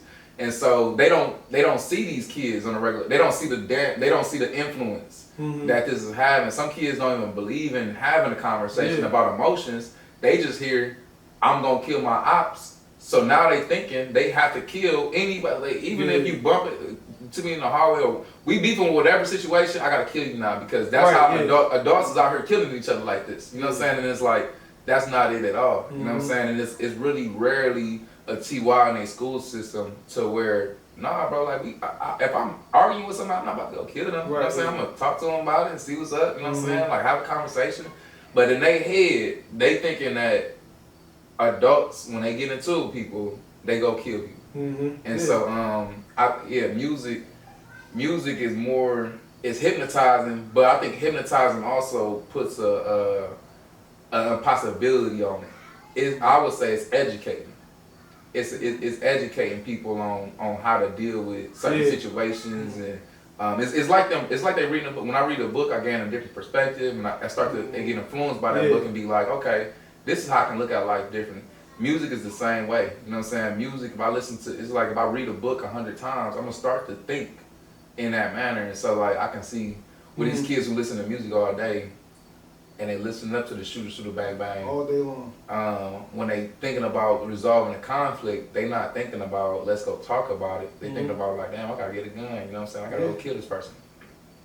And so with music, would you put people on? Cause I know you a guru on music too, though. You know what I'm saying? Like you like this redefining hood niggas. You know what I'm saying? Your ass be tattooed up, rolling down the street, bumping some. I'm bumping along. Right. So what's some music that you be listening to? That you put people on? Well, shit. I don't really get down with like rap. I mean, if it's old school, I rock with Dipset and Locks and Jay-Z and all that. But like, I don't listen to new rap.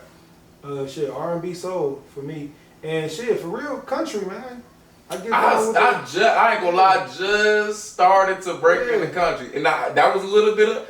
I'm like you definitely revolutionary in the breaking out the box on the hood nigga side. Okay. I'm just now. I ain't gonna lie. I was like I felt such a type of way against country music. I was like, that ain't art music. You know what I'm saying? But I'm starting to listen to them. It's good as that. Like, it's really good. You know what I'm saying? Like, you really be telling stories and stuff. Zach Brown Band is definitely, I like the Zach, old school, if you Rascal Flatts, I like Rascal Flatts, you know. But shit, even like Ray Charles, I get old school with it, with blues, country, he did some country too. But I listen to everything. I don't get down with the heavy metal, but shit, I love jazz. Unboxed, bro. You are unboxed. That's how I would find you. And I try to be. And I feel like it just opened up so much.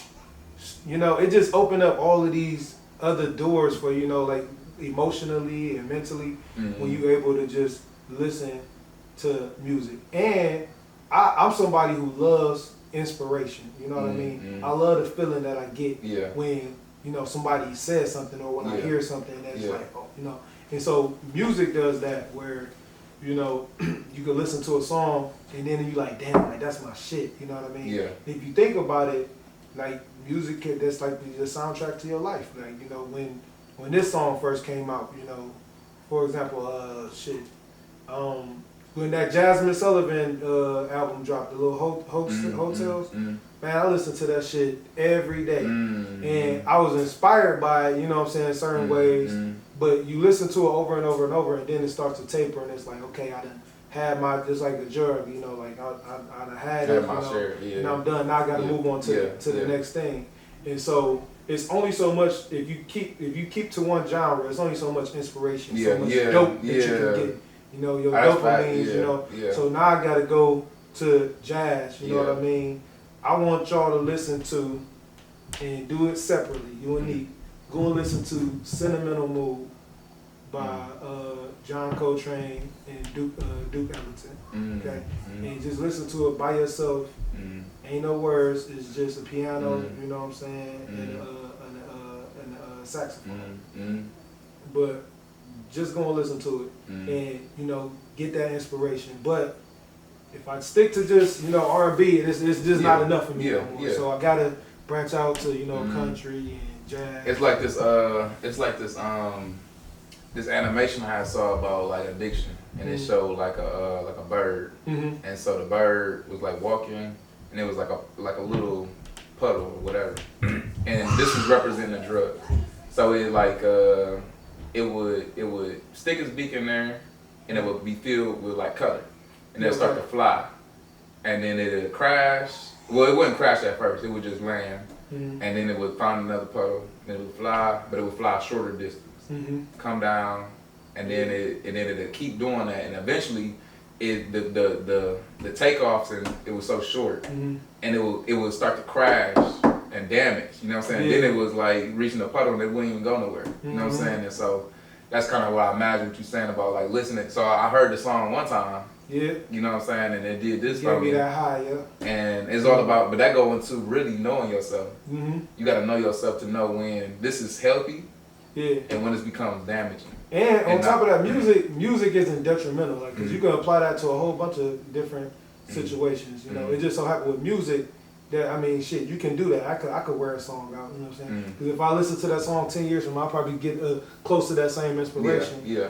But I don't know, man. I feel like people don't.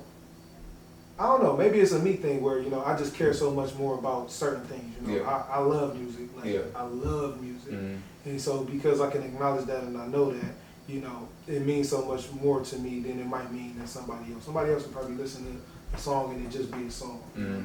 But it should be a little bit different for me. Yeah. But I love it because, you know what I'm saying, it's hard to find inspiration outside, you know, outside of myself now. Yeah. You know what I mean? So. And something that people don't know about you though. That you do poetry. I'm that nigga, you know. You that nigga on that. Do you mind reciting a poem for us on the podcast? It's gonna be separate from the actual video. I'm gonna make a little video for you, but you want to think about it a little bit. But we gonna. But I want you to just if you do want to do it, which poem will you do and talk about that a little bit? Okay. I remember when we was in Toledo and I was getting down with Damn That's Deep for a little minute. I think this was before you was even rocking with it. And they used to have, I don't remember what it was called, but we used to have to pick a specific category or belief or emotion, and then make it demonstrative, so like blow it up. And so I chose, at that time I was moving and grooving, so I chose, you know, love and how I was, you know, fucking with girls with, you know, when it came to love. And so I wrote a poem called Love and Jezebel. And so it goes like this, and then I always had to preface it and be like, hey, I ain't this dude no more, but I just gotta make it like I gotta make it grotesque. You know, yeah. So it goes, I'm a heartbreak killer, and my weapon of choice is wicked. Love, the only of its kind that defies all physics. None like this plight, baby. So persistent with my plunder. You couldn't equate this pain to a gun or a knife. It just wouldn't suffice this weapon I hide. And it's ironic to me. My admission to this mental mission to justify my daily disposition to the point where she delirious.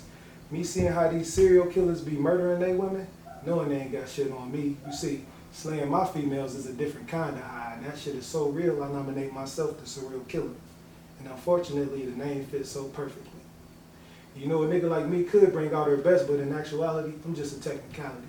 I'm detrimental to the opposite sex. I feel bad for her.